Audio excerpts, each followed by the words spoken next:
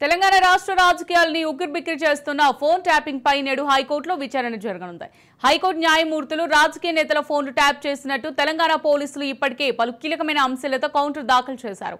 దీంతో పాటు తెలంగాణలో పలు రాజకీయ నాయకులు హైకోర్టు జడ్జిల ఫోన్లు సైతం ట్యాపింగ్ చేసినట్టు పత్రికల్లో వచ్చిన కథనాలు వాటిని సుమోటోగా స్వీకరించిన హైకోర్టు ఇవాళ మధ్యాహ్నం 2:30 విచారణ చేపట్టనుంది.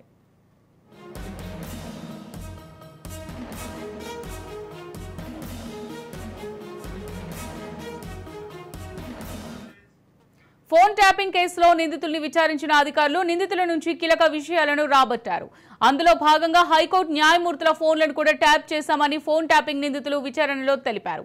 అయితే ఈ ఫోన్ల ట్యాపింగ్ వ్యవహారం జాతీయ భద్రతకు సంబంధించిన అంశం కాబట్టి ఇదే అంశంపై 4 వారాల్లో కౌంటర్ దాఖలు చేయాలని హైకోర్టు కేంద్ర రాష్ట్ర ప్రభుత్వాలకు నోటీసులను జారీ చేసింది. ఈ నోటీసులను గత నెల 29న హైదరాబాద్ సిపి బదిలీ అఫిడవిట్ దాఖలు చేశారు.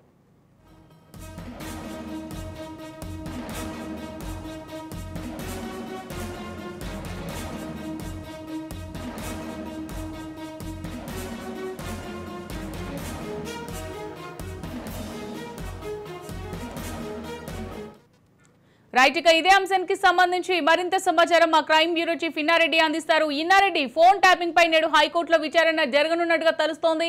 మరి విచారణకు సంబంధించి పూర్తి అప్డేట్స్ ఏ విధంగా ఉన్నాయి ఇన్నారెడ్డి?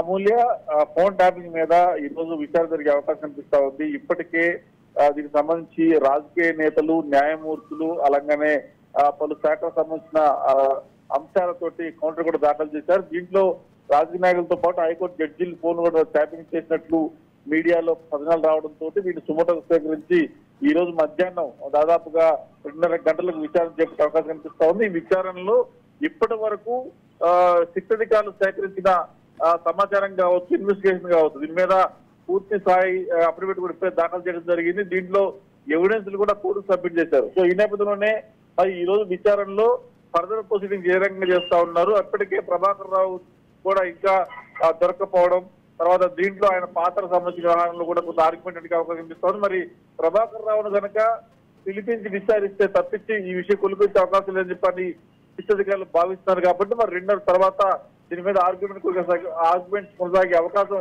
కనిపిస్తా ఉంది. అమూల్య, రైట్ అన్నారెడ్డి, ఇప్పుడు చూసినట్టయితే ఈ ఫోన్ ట్యాపింగ్ వ్యవహారం అసలు తీస్తున్న కొద్దీ దీంట్లో ఇంకా రోజు రోజుకి దీంట్లో జరుగుతున్న అక్రమాలని బయట పడుతూనే ఉన్నాయి. అంటే ఒక హైకోర్టు న్యాయమూర్తులు రాజకీయ నేతల ఫోన్లు ట్యాప్ చేస్తున్నట్టు తెలుస్తోంది. మరి కామన్ మ్యాన్ పరిస్థితి ఏంటి ఇన్నారెడ్డి? అసలు ఈ కేసు ఎప్పుడో ఒక కొలిక్ వస్తుంది అనుకోవచ్చు.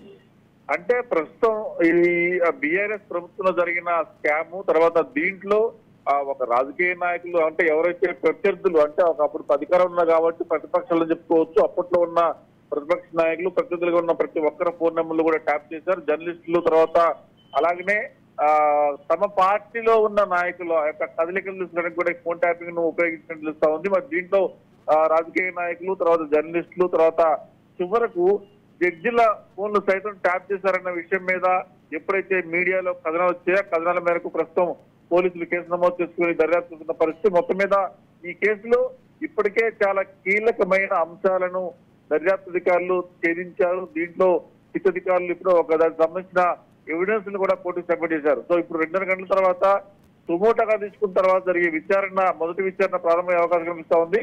విచారణలో ఇప్పటి వరకు తేలిన అంశాలు చాలా అంశాల మీద విచారణ జరిగే అవకాశం కనిపిస్తా ఉంది. అమూల్య, ప్రధానంగా ఏ అంశం పైన ఈ రోజు వాదోపవాదనలు జరిగే అవకాశం ఉందనుకోవచ్చున్నారండి?